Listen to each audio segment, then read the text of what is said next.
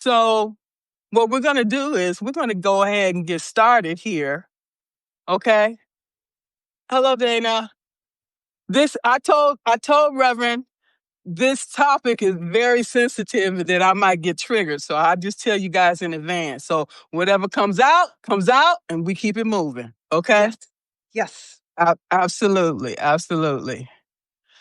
Awesome. We got representation from the UK. Yes. Love it. So what we're talking about today is colorism, okay? The master's tool, okay? And so when we're talking about that, the master's tools will never be dismantled, okay? Dismantle the master's house. That's Audre Lorde, right? Mhm. All right. So what we're going to do is, colorism isn't just about skin color. It's about power, okay? It's a system that rewards proximity to whiteness while quietly devaluing darker complexions, even within the same community. Okay? Family, even. Yes, exactly. And we're going to get into this, okay? And Alice Walker describes colorism as prejudicial or preferential treatment of same race people based solely on color, okay? And we know that this is prevalent because back in the slavery days, our own people was selling each other out to save ourselves. Did it save us? No, because the same thing ended up happening to us. What you do to one person, it comes back to you tenfold. And I remember that in my daily life. Okay. So, Reverend, please introduce yourself. Good evening, everyone. My name is Reverend Evelyn, and I'm seated right here in Arizona, but I live in New Jersey, and I am a minister of spiritual consciousness, which is a new thought denomination.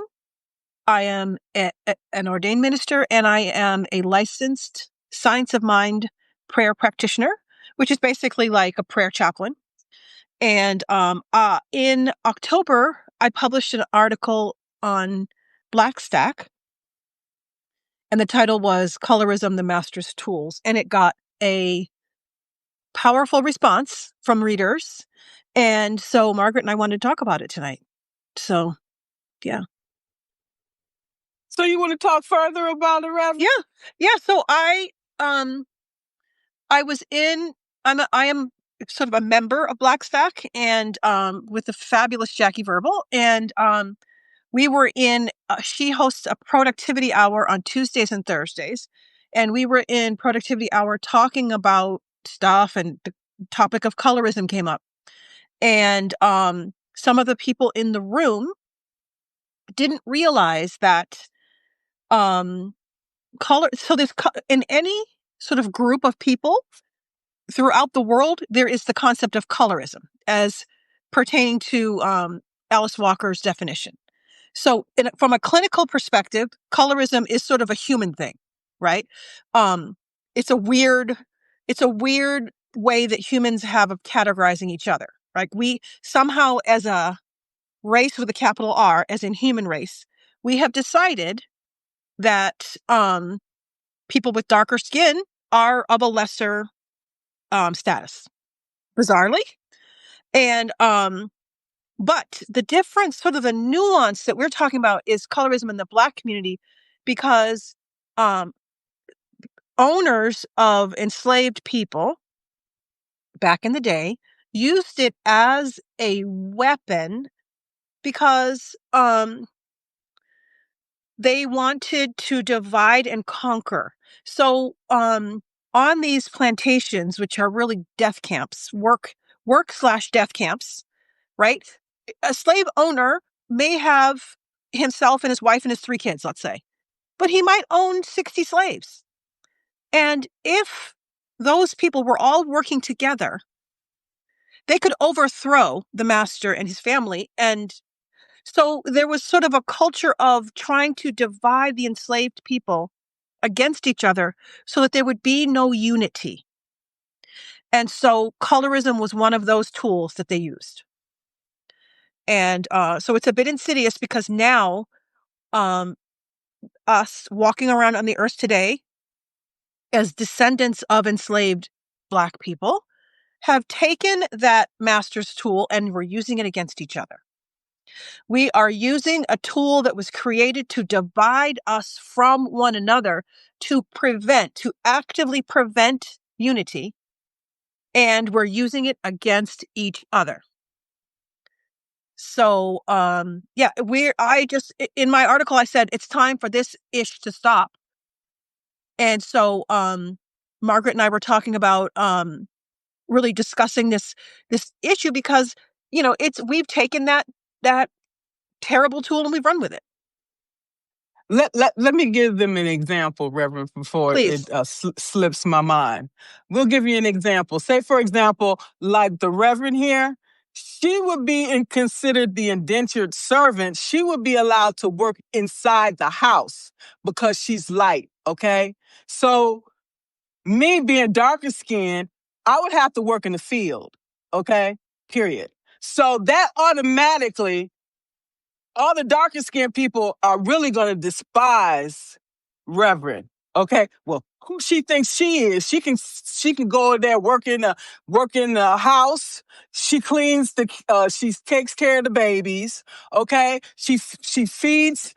She prepares the meal or whatever. So all the lighter skinned people, it's privilege. Okay, to work into the house. You get you might get the scraps that the people leave. Okay, because normally after your shift is over, you got to go back to the service. I think that they would have to go back there. I don't think you would be allowed to live in the house because you can't go through the front door. You got to go through the back door. You're not even allowed to eat the same food. Okay, I don't know what kind of food you're eating. Probably the chicken necks and the feet. But you're not eating the same food as them because they figure we are down here. They are superior to us. Okay? So then, because then the master, he can take whichever woman he wants. Okay? And his wife's not gonna say nothing. What can she do? Where can she go? She don't have her own money. So she just turn her head and act like, okay, everything's cool. He can have all the slaves he wants because at the end of the day, he coming back to his wife, okay? So that's what it is. So you see all the lighter skinned women, most times they probably have the heritage from European blood from being most times they just rape you. They don't even ask you anything. They just take what they want because you are their property. Okay? They paid for you. And so what they do is you come there with a family, they break that family up.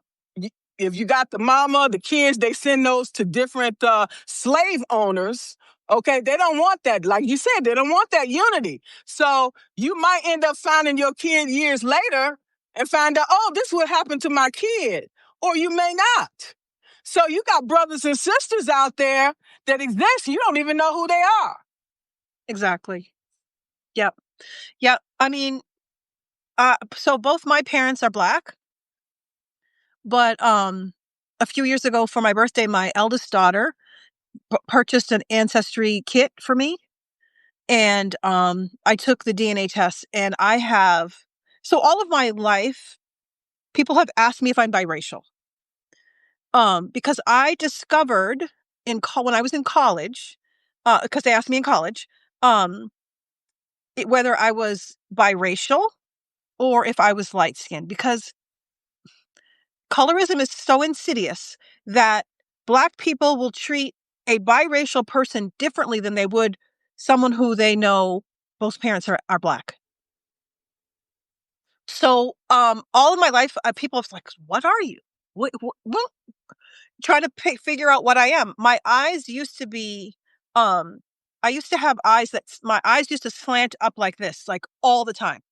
So I looked Asian. I found out that's from Nigeria. That slant is from my Nigerian ancestors. But anyway, when I took the ancestry test, I found out that I have about close to 40% European blood. I have 32 different ethnic things, ethnicities in my DNA. So yeah, I am, I'm all over the place. But yeah, so it's really challenging to move through the world, knowing that people are trying to figure out how to categorize you.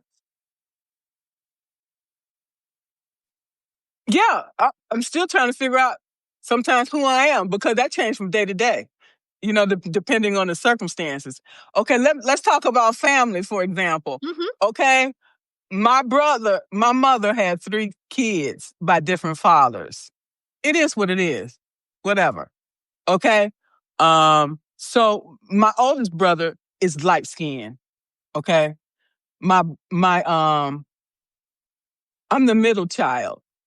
Okay? So, and then my younger brother, I think I haven't seen him in so long. Okay, it is what it is. When you grow up in a dysfunctional family, it's like, I'm not gonna do all the calling. I'm not gonna do all the giving. If you don't want to if you don't want to give nothing, then I'm gonna help you out. I'm not gonna call you. Period.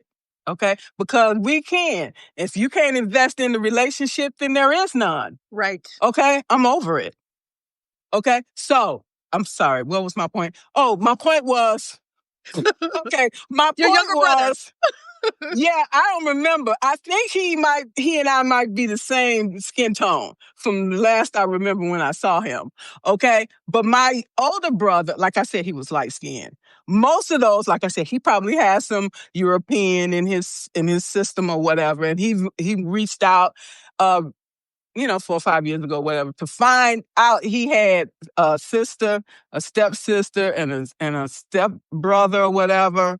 I don't know what came of it, because he and I ain't close, because he ostracized me because of my father. So that's how messed up my family is. Anyway, he was the apple of my mother's eye. Okay. And he looked just like my mother. He was light skinned. Okay. And I couldn't stand him because of that, because she rejected me. And I figured she rejected me because I was dark skinned. Okay? So I'm like, damn if you do, damn if you don't. So if you're rejected by your own family. By your own mother, not just the family, the woman who birthed you onto this planet. Exactly. My brother. I was rejected by my mother and my brother, my older brother. Okay? And the rest of the family too, because my father decided to have a relationship outside of his marriage. Okay? Is that my fault? Okay? And he was a minister. Okay? And Okay, now we're talking about colorism, so that's what I'm saying. If you can't trust your own family, and your own people, okay, after that, I'm like, you know what? I was just really done with my own people after that, because I'm like, and then you get into a job. Let's use that as an example. You got your own people. They get close and everything, and you think you cool and everything. The first one gonna cut you is your own people, okay? Because you're gonna fight with them. We got this going on. You know how they do us. Let's just band together. Let's stick together, and then we can conquer. Help each other out. That's the first one that's gonna cut you. Okay, so when I see them comment my own people, I'm like, nah, I don't want, no, I'm not gonna start something with you and then get cut by you. Okay, I'll take my chances with the Europeans. Okay, they're much more nicer, just much more. Not that they won't cut you, but my own people will cut me first, and I recognize that from when my own family did that. So I am very leery. Okay, very leery. Oh, what's up? You want to be cool? What you want, okay? Because they always want something. Yeah. Period. You wasn't talking to me before. Now you want to talk to me all of a sudden? What's this about? Really? I'm not going to ask them, because they ain't going to tell me the truth anyway. So Yeah. it's like, no, y'all trouble, y'all go. And then our people, it's like, oh, you think you better than us because you got this degrees and all this and that and the other. You know what? They can say what they want to because none of them people are paying my bills. Okay, Right. period. You can talk all that shit you want. Go back to where you come from. If you ain't bringing nothing, go away. Yeah. Period. Okay, I have a few that I'll keep, they say keep your friends close and keep your enemies closer. And that's true. Okay. So I take everything with a grain of salt until you show me something. Till you show me something, I'm gonna keep you on a short leash. Yes. Okay. I mean, no offense. You know what I'm I saying? get it. But So go ahead. in writing that article, I mean, it's not Okay. something. It's not news, right? It's not news. The issue of colorism is not news. It's just not discussed. It's not something Exactly. that Black people, we don't sit around at Thanksgiving and talk about, right? But it's experienced every day. Like, I mean, you talked about your siblings. Both of my parents are African American. My mother is lighter than me. My dad is darker than you. So you see what I look like. My brother, I have this 4 of us. My brother is lighter than me. My brother looks like my mother has 4 brothers. And if you line them up and you put Michael in there, you can't tell who is not a brother. My brother looks like my mother's family. My oldest sister and my youngest sister look like my dad. So they have 2 quite dark children and 2 very, very fair children, but from the same people. That's just how phenotypes, I mean, that's how it works. Um, Gratefully, my parents did not treat us differently because of this. There was no perception in my family that people outside of the family. Yes, we had an uncle who was ridiculous. I'm not going to even bring him up. But inside of our household, there was plenty of dysfunction, but dysfunction had nothing to do with the color of our skin. It was just, garden variety family dysfunction. Um, but outside of it, definitely there was. And which I just, throughout my whole life, I've found it ridiculous. And I wondered, what will it take for, we know that race is a construct, right? And so we also know that colorism is a construct. So what can we do as a people to sort of cut this off at the root so that generations don't keep carrying this forward? Education. Yeah.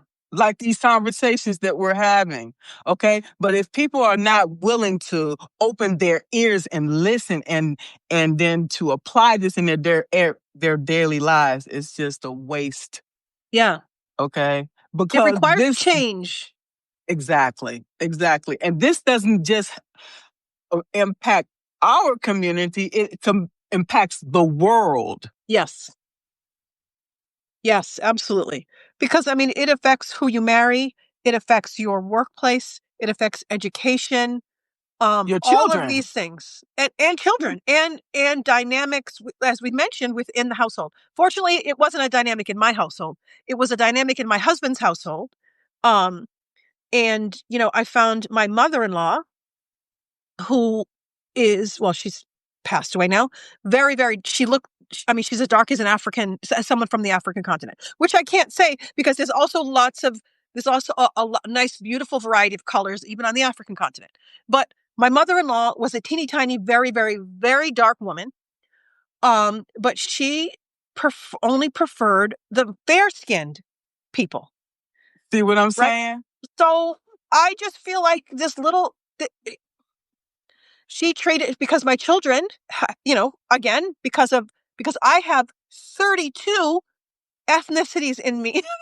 My children have different skin tones, even though my husband, was Black.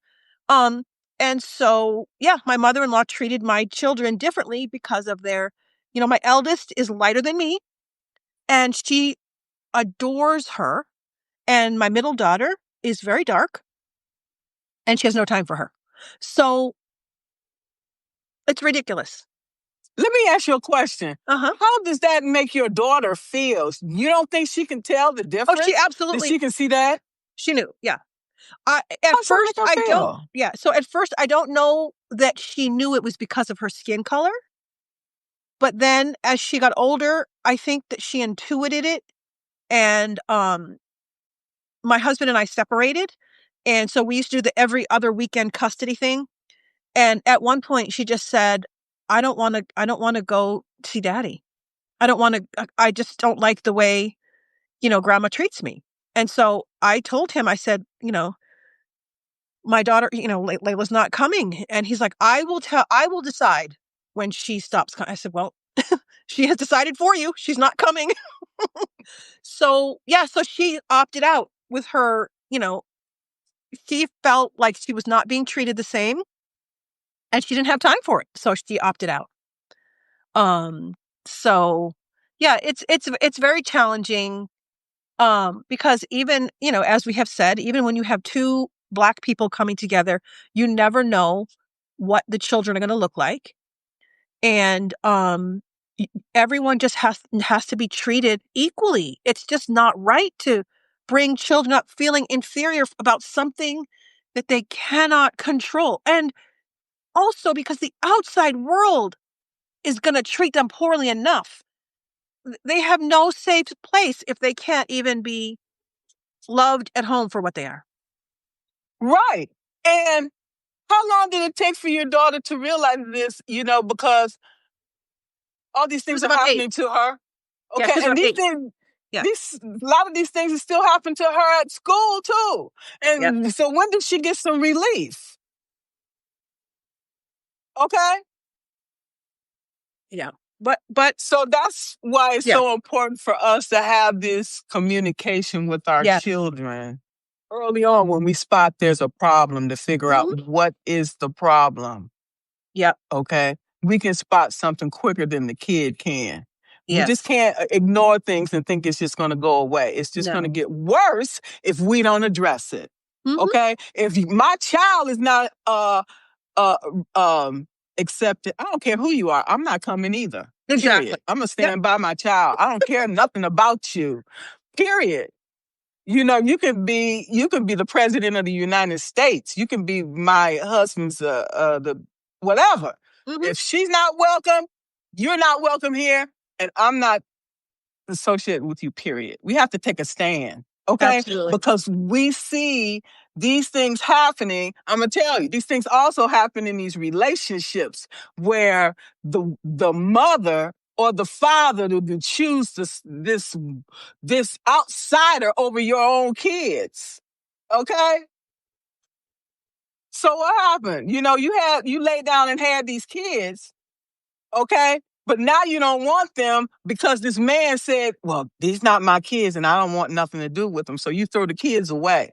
But when that man throw you away, then you want to go back to the kids? No, you don't come back over here. No. I'm sorry. You chose this man over me or this woman over me? No.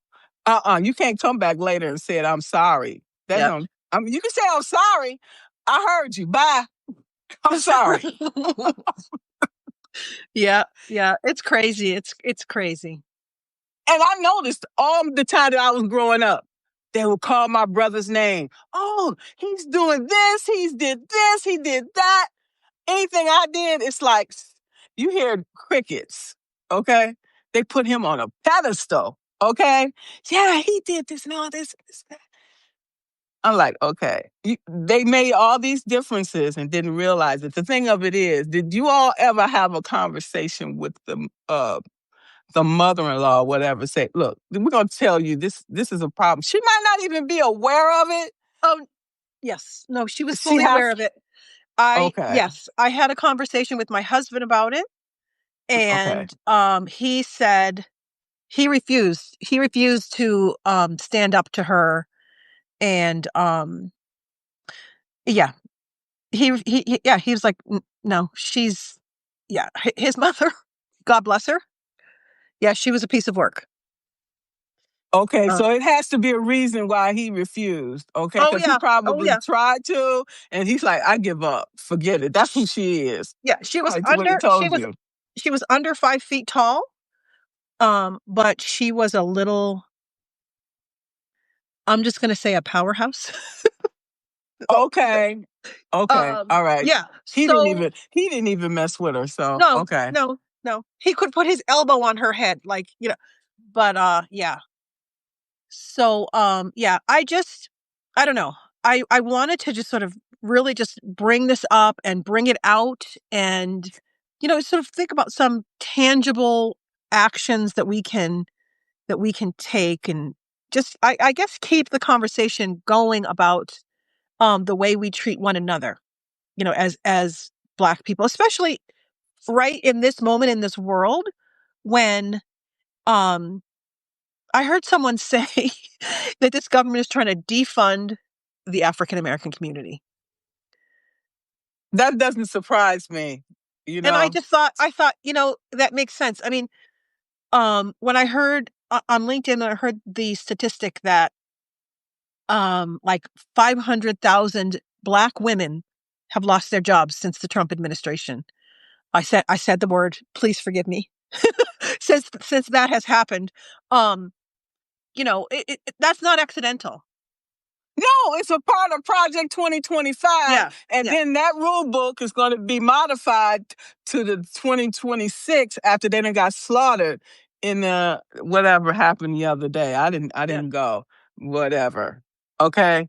Yeah. And so these things are going to continue to happen, but the pendulum is going to continue to move back and forth. We can't rely on them still. Exactly. Okay, we have to rely on ourselves. Okay, don't ever when you get too comfortable. That's when shit hit the fan. Let's keep it real. Okay. Yeah. So in one of the comments, Lisa Joy says, the fact I look like a colonizer is difficult enough for me.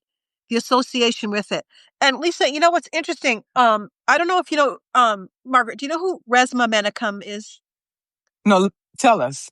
Oh, so Resmaa Menakem he's an author. He wrote a book called My Grandmother's Hands. And it's a book about somatic healing for Black people, white people, and police. He calls it Black bodies, white bodies, and police bodies. And he had a week-long seminar at Omega in New York, and I went to it in October of, this is 25, in October of 2023. And it's all about using body practices to settle our bodies. As far as Black people, it's somatic healing from the ancestral trauma of slavery. For white people, because white bodies also carry ancestral trauma from enslavement, because you cannot enslave people and not have the consequences in your body. And the same way that the negative that some negative things that we have inherited because our ancestors were enslaved for 400 years, the white people have the same, not the same, but they also have inherited things that carry force to this generation. So we were doing an exercise. Their ancestors. Yeah, from their ancestors. So we were doing an exercise. We met in this massive ballroom, and they put these big giant mats on the floor. So we were sitting on the floor during this workshop with Resmaa. And I got really emotional. And so he calls me forward, and I said, because we were working. So first we worked with like white bodies, Black bodies, and then he talked about police. We didn't have any police in the room, but he was working with different. And so I stood up and I said, I'm having trouble because I have within me colonizer blood and the blood of enslaved ancestors, both together. I have Irish ancestors. I have 17% of my DNA is from Ireland. I have DNA from Ireland on both sides of my family. So, I don't know what role Irish people played in the slave trade. I don't know, but that's a lot. 17% of DNA, that's a lot. And so I said to him, I'm having trouble reconciling the fact that I have both. So I can't really condemn white people because I'm almost half, even though I'm technically not biracial, but So it was, I really recommend his books. Resmaa Menakem. He's written a book. His latest book is called The Quaking of America. And he's also a marriage and family therapist. So he also wrote a book, about relationships called Monsters in Love. But I really recommend My Grandmother's Hands because that is a book that is helpful. I am a minister and I have a co-leader. We have led for the past almost 4 years a healing circle. We belong to a spiritual center that is mostly white, but there are some Black members. It's a beautiful multicultural center. But during when George Floyd was murdered, and then a lot of white people sort of got religion around racism. You remember that, right? Yes. Yes. We started a healing circle for the Black members of the church, and we've continued. We've just continued. We started it in 2022, I think, 2021. And we read that book. We read that book over the past 15 months. We've been reading the book and talking about it and doing the body practices. So if I can recommend a tool, somatic just means of the body, right? My Grandmother's Hands by Resmaa Menakem is a beautiful, has beautiful tools in it to help us, everybody, to settle the body and deal with the vestiges of enslavement. Well, I want to say that that sounds very powerful. The fact that my father was born in the 1920s, okay, he was a racist, okay. He said that he was ran out of Arcola, Mississippi. A lot of Black people left the South, you know, for better opportunities for themselves and their family, okay. So I vowed to not be a racist, to judge people by their character and how they treated me, Mm-hmm. okay? And being working for the government, you work with people from all services, all branches of the military, people from all nationalities, okay?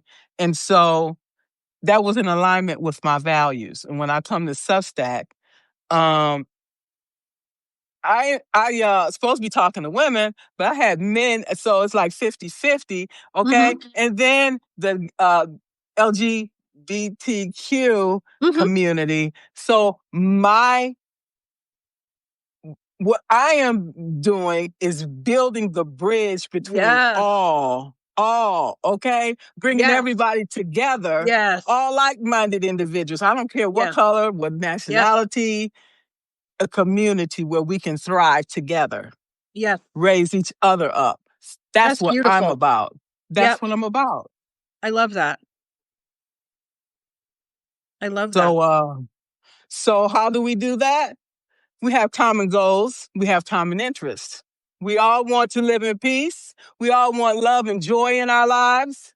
Okay? How we get there? Through being motivating and inspiring and uplifting each other. Okay? Yeah. So if you're not about that, then you're in the wrong place. Yes. Okay? Absolutely. Absolutely. Okay. Yeah. So when we look at colorism, for example, there was a 2022 Pew Research study found that 57% of Black Americans believe lighter skin offers social advantages, like we talked about, and 64% say colorism still shapes opportunity, and it does. Mm-hmm. Okay, the change that we want, okay, I don't see it happening in my lifetime. Okay, it's going to happen over time. But it won't happen over time unless the shift begins, right? So Yes. right. So do you know Dr. Joy DeGruy? No, Do you know who tell she us. is? Okay. So Dr. Joy DeGruy, she is a doctoral, she's a social worker. She has a doctoral degree, and she wrote the book Post-Traumatic Slave Disorder. So it's another slant on PTSD. But anyway, she if you look her up, it's Degruy is her last name, Joy DeGruy. She has lots of content on YouTube. There's a little clip where she talks about we were just talking about change. Like you just said, it's not going to happen in my lifetime, right? I also used to work for the government. When I lived in Washington, D.C., I worked for the government. And I worked in the District of Columbia government, and my council member was trying to get pass the ban on indoor smoking in Washington, D.C., which was a challenge because D.C. is all about hospitality, and the restaurant industry was up in arms. They're like, no, if you ban indoor smoking, no one's going to come to restaurants. Anyway, so Dr. Joy gives this example. She said, if you're sitting in a conference room and somebody sits next to you and pulls out a cigarette, lights it up, and starts smoking it, you can ask them to leave. You can call a security guard who will escort that person out of the room. 20 years ago, you couldn't do that. 20 years ago, you would have to sit there and go like this. And be subtle about, please don't smoke near me, right? So she used it as a demonstration that in our lifetimes, in recent memory, we have had a cultural shift. It is no longer cool to smoke indoors. It's just, if you're sitting in an airport and somebody's sitting next to you, they light up. It's like, what are you doing? Have you lost your mind? 20 years ago, you would have just sat there, right? So in our lifetimes, maybe in 1980 something, we would have said, you know what, in my lifetime, we're never going to see, people not smoking indoors. And it's happened. Even though it's not all 50 states, culturally that has changed. So even if you live in a state that allows indoor smoking, most people don't smoke indoors anymore. You're right. So that's something that was a systemic issue. Smoking was everywhere. Now it's not. That was a choice. The law helped that happen. Now you can't make a colorism law, right? Because colorism is behavior. But the change for the indoor smoking is just an example. That is something that in our recent memory lifetime has completely changed. So she uses that example to say it's possible. I'll tell you why. Because when you look at the statistics on secondhand smoke, it's high that affect people from getting lung cancer. That's why. Yep. Like you said, for colorism, it will never happen because it's behavioral. No, I'm not saying it'll never happen. I'm saying I told that little vignette because you said that it will never. I don't see it happening in my lifetime, and so right. I used that as an example because I honestly, I was this close to having COPD. I had bronchitis so bad that I could feel. I felt like I had wounds in my lungs. My husband took me to the emergency room. And the doctor came back with my x-rays and she's like, first of all, I'm going to recommend that you quit smoking. And my husband was like, she doesn't smoke. She never smoked a day in her life. And she's like, but I lived in Washington, D.C. and I took the train to work.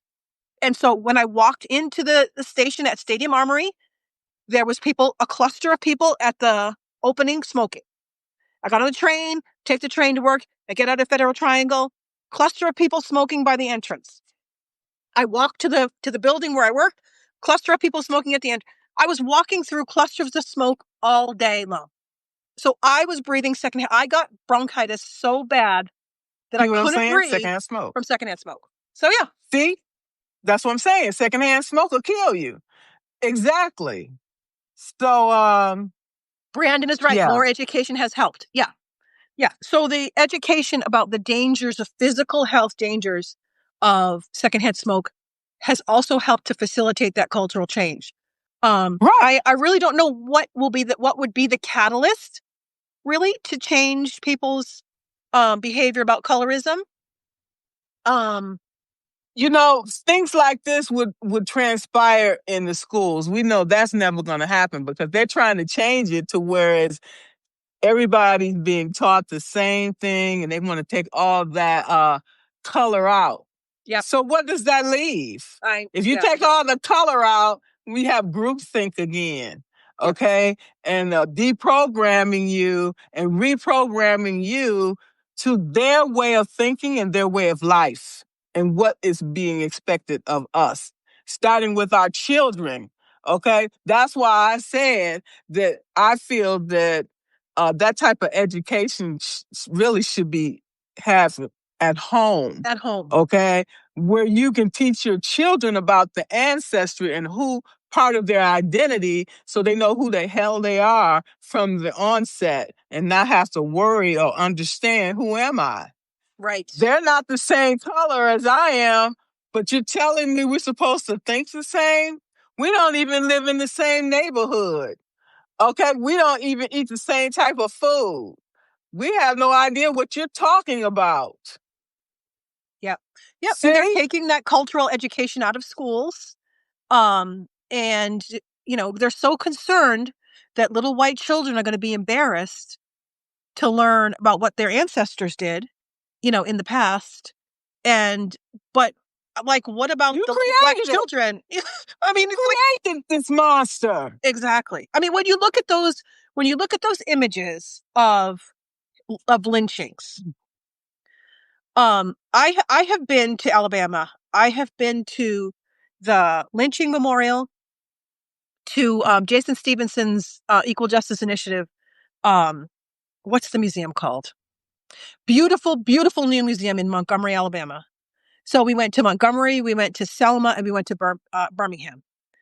And that lynching exhibit, I mean, I feel like every American... Listen, Montgomery's not easy to get to because you got to take a little...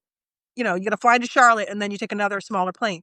But it's worth visiting this museum and the lynching memorial because you get the visceral impact of how many people were lynched in this country just because of the color of their skin.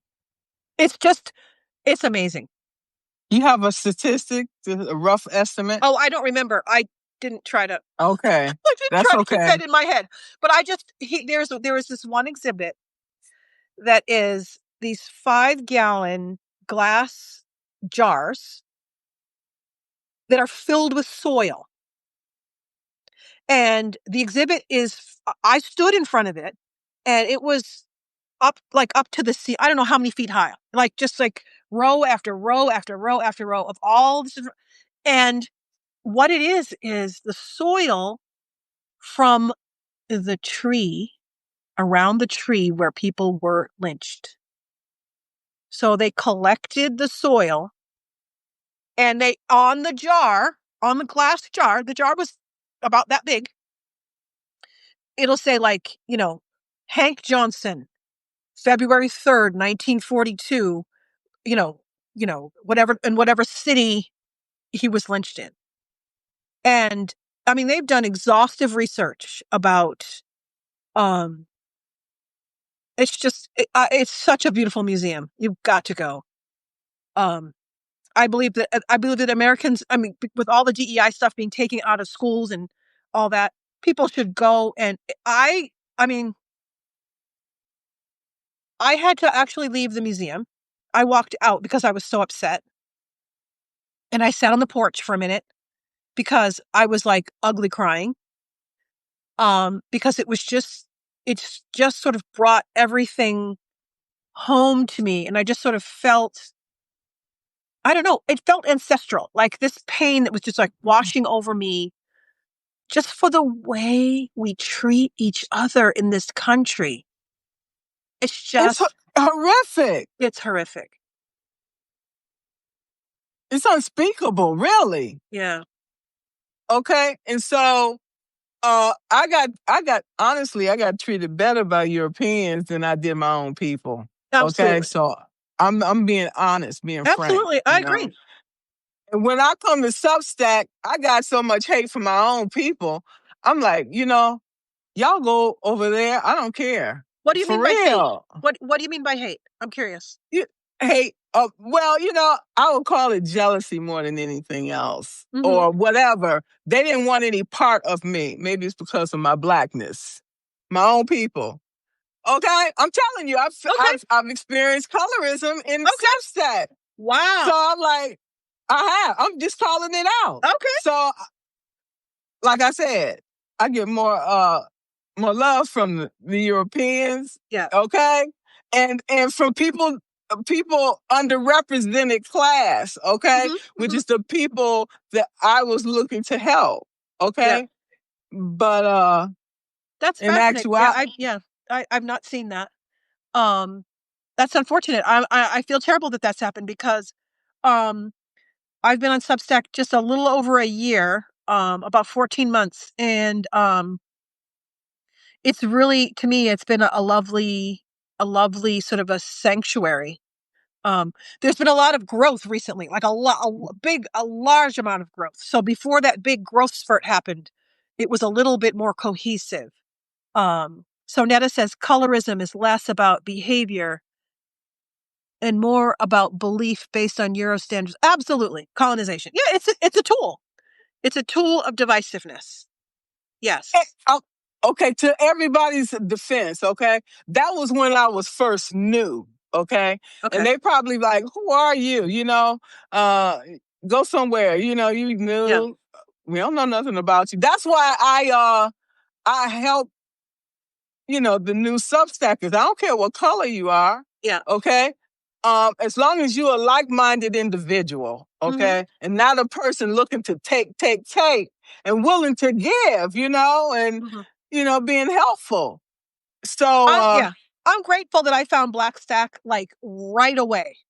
When I joined Substack, I think within the first week or 10 days, I found Jackie, and she was doing a salon on the last Sunday of each month. And so I got in on one, and I mean, we got together. It was on Zoom, and we poured libations. There was an opening meditation. She was playing music in the background. We wrote to prompts. I mean, it was the most amazing experience. And so from there, I met a few people who were on, in that. There was about maybe 40 people on that live. I mean, it was on Zoom, so it was long before you could do Substack Live. But so for me, Blackstack was sort of my entree into Substack. So I guess it didn't really matter what everybody else was saying, right? Because I felt like Substack was this little cul-de-sac that I could hang out in and, just feel supported. So I wish you had found Blackstack in the beginning so you wouldn't feel so outside of things. Because Jackie's an amazing community builder. She is. I did address, talk to her afterwards, okay? Yep. But then as my stars starting to rise, some of the people from the Black community started like showing me some love, okay? So I'm like, okay, I have to forget about the past because we are all receptible at the beginning of people until we get to know who they are. Exactly. Okay, because I come from from Detroit, okay? And we like that. And until I know you, I'm kind of standoffish. I don't know nothing about you. I want to first see who you are and what you're about before I associate with you, period. So I understand where they're coming from, but I'm just saying, whereas the Europeans, and so what I said, okay, well, they're not showing me no love, so who else is my next target market? Okay, the guys is easier because I'm a left-brain person and they left-brained, so they're not the problem. So how can I said, well, then my next target market is going to be women, okay? So I don't care what color you are, let's go, okay? So, and then I okay, well, the gay community out there, they need to be shown some love too. Yeah. Okay? We all in this together. How can we support each other? And, working for the military, we all about expansion, expanding our reach. I don't care who you are. Let's go. Because we got the air covered. We got the water covered. Okay. We got the grounds covered. Okay. And then we work with the UK. We work with everybody else from all these other countries. We have allies. I say I'm going to use all the tools that the military taught me. Good. Even your enemies are your allies when you need them. Okay? So you don't discount nobody. Okay? Yep. Period. The enemy of my enemy is my friend. Absolutely. Absolutely. Yeah. We can meet in the minds. We can come to common ground sometimes on things. Okay? Yep. And then other times we can't. So you leave them back. You got to know when to use them and when to leave them back. Okay?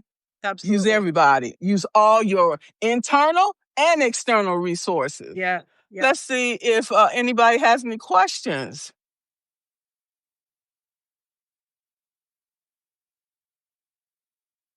Anybody have any questions that they would like to ask? Please feel free. We thought this was a very good conversation to have. Okay, we need to always address the elephant in the room because that's how we allow ourselves to heal from all this crap that we keep carrying around with us. I don't know about you, but I'm tired of carrying that shit around with me. For real. Yes. Yeah, we need to let that stuff go. Yeah. Okay. So I'm not sure what her first name is, but Clara said that at least, she was talking to Lisa. She was explaining to Lisa Joy that she heard about the IG explain about the Africa is so rich in materials. Yeah, exactly. That's what they do. They try to figure out where all these resources is and try to figure out how to exploit it and the people. And that's the whole thing with the religious sect. Did the same thing to take from the villages everything they could extract from it and from the people and to whatever to pursue to enjoy themselves, okay? Pleasure themselves. Okay? And so that's why they want to leave us with nothing. Okay?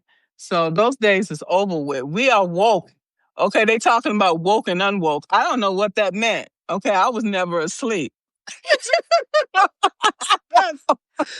Yes, you can't afford. Okay, you can't afford to be asleep. You cannot afford to be asleep ever. Yep. And question everything. Everything you say look too good to be true.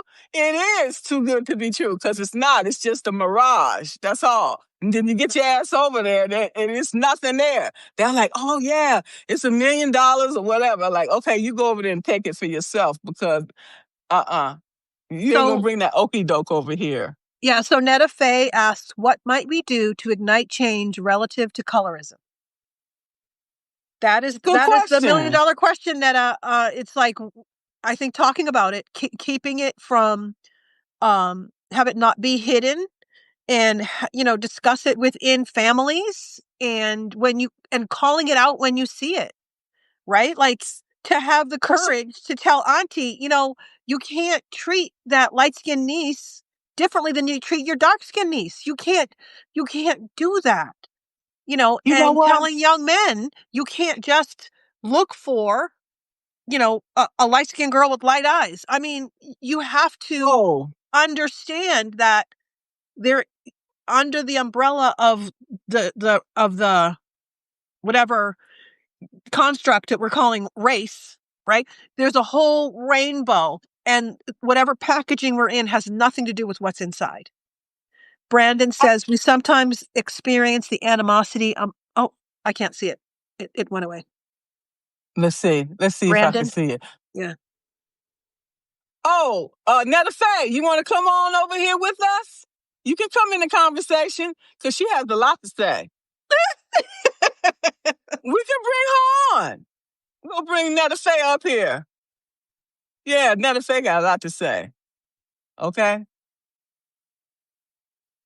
I know she's not shy. Not at all. Is she going to come up? We'll see. I'm going to call. I put it out there for her. We're going to see if Netta... She said no, she's not available. Okay, very good. All right, Nana, It's all I'm good. driving. You keep your eyes on the road. Absolutely. Keep your eyes on the road, sweetie. Yeah. Absolutely. So, Yeah. But this so was a did you beautiful answer his? conversation.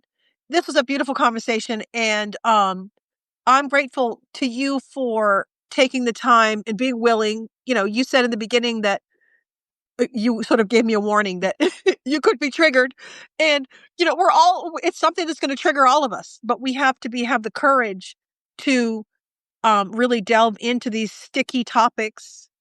Because it's, when you think about it, it's a little bit embarrassing, to admit that, that we treat each other in these weird ways, but the only way to resolve it is to keep it out in the open and let the sun shine on it and, be open and courageous. Absolutely. Brandon, did you see his statement that he said it happens also in the queer community? These things are taught. Okay, these things are taught from our childhood, Yep. and we don't realize it until later in life. Sometimes we never realize it. Yeah. Yeah. So these are the type of subjects that we want to address so people become their best selves, okay? Yeah. Empowered leader is about all aspects, mind, body, spirit, okay? And so the healing begins when we stop measuring our worth by another's gaze, okay? Another person's gaze, okay? Yep. And And by so, things that we cannot change. You cannot, right. it's like we can't change the package that we're born into. We can't change that. So, I'm go ahead. sorry. No, go ahead. One of the things I thought about is that we noticed the problem with colorism because we noticed a lot of the stars were lightening their skin. Yep. Okay, we could see that. Michael Jackson was really clear about that because you remember how dark he used to be and then how light he came. And then I started seeing other Black people. They were doing the same thing and Africans do it. Yep. Africans perming do their it. hair and then trying to become somebody that they were not, to be felt accepted, and then having all these surgeries and everything, trying to become, and you see a lot of Europeans were doing the same thing. Yeah. You can do that, but you can't change who you are. Yeah. You still can't. Okay, you can change your physical appearance. Okay, maybe you can change your skin color and your hair. Okay, but you're still the same person. My daughter told me one day, she's like, well, I'm going to change my name to Ascension. I'm like, okay, change your name. You can change your name to Boo Boo. You're going to still be who you are. Okay, it don't matter what you change your name to. Exactly. I'm just saying. Okay, that's, we vain, we look this way, but once you get old, Yep. it is what it is. You find the fountain of youth and it don't cost much money. Tell me where it is. I'll go over there.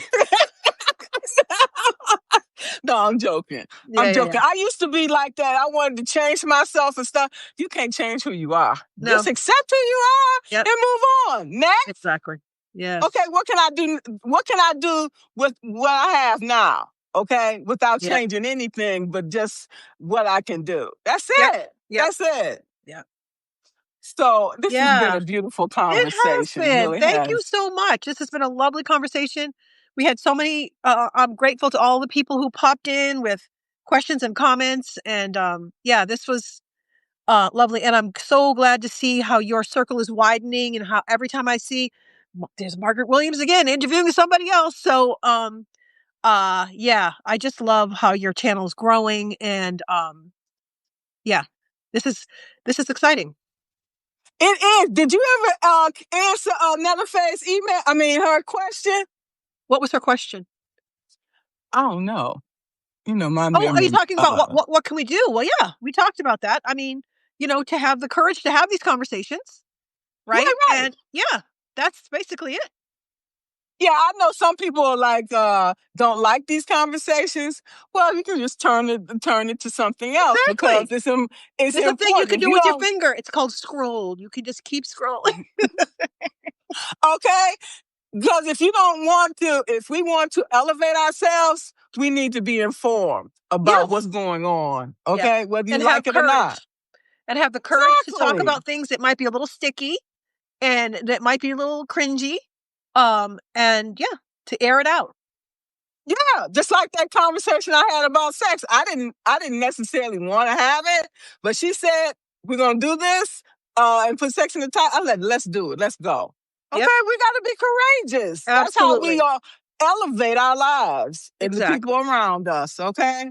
Yeah. Open your mind and you open your heart. Yeah. Okay? Yes, thank you so much, sister. Thank you. Thank you. Have a beautiful evening. Thank you, everyone, for joining. Thank you all. Thanks. Bye-bye. Bye-bye.